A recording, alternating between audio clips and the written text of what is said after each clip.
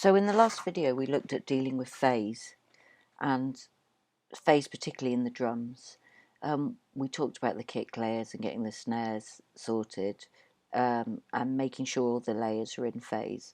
But one thing you ought to do as well is check that your overheads are in phase with everything else.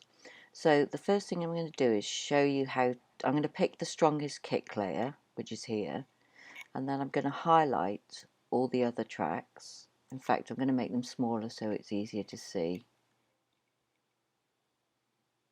So I'm going to highlight all the other tracks that I don't need and hide them. So you right click, hide track, and the H comes up there to show you that they're hidden.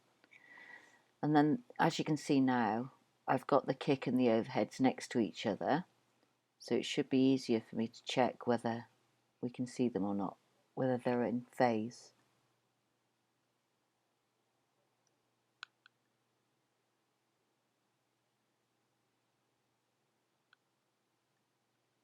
And you can say here on the overhead left and on the overhead right, they're not quite in phase. Let's try and make them easy to see like that.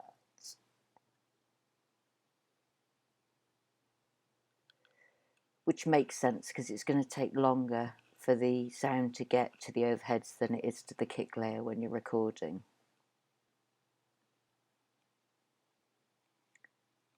So what we need to do is move these a bit forward.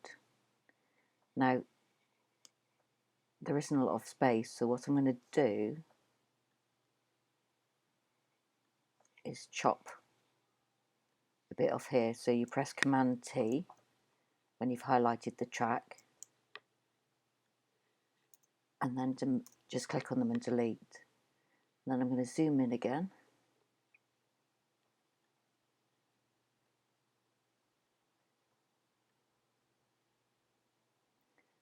And drag and drop these back where they should be.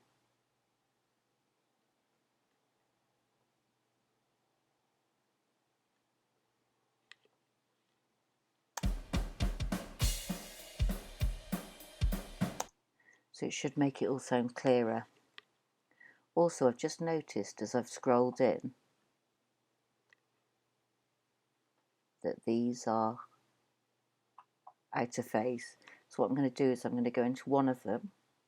I'm going to click the gain meter, which you can find in utility gain on, and I'm going to just phase invert one of them. So we'll listen to that.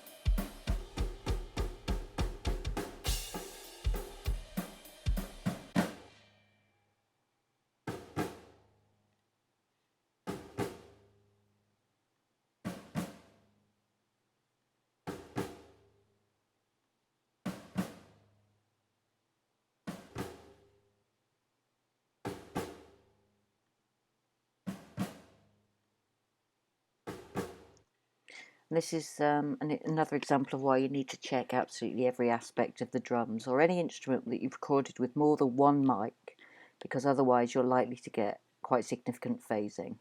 Okay.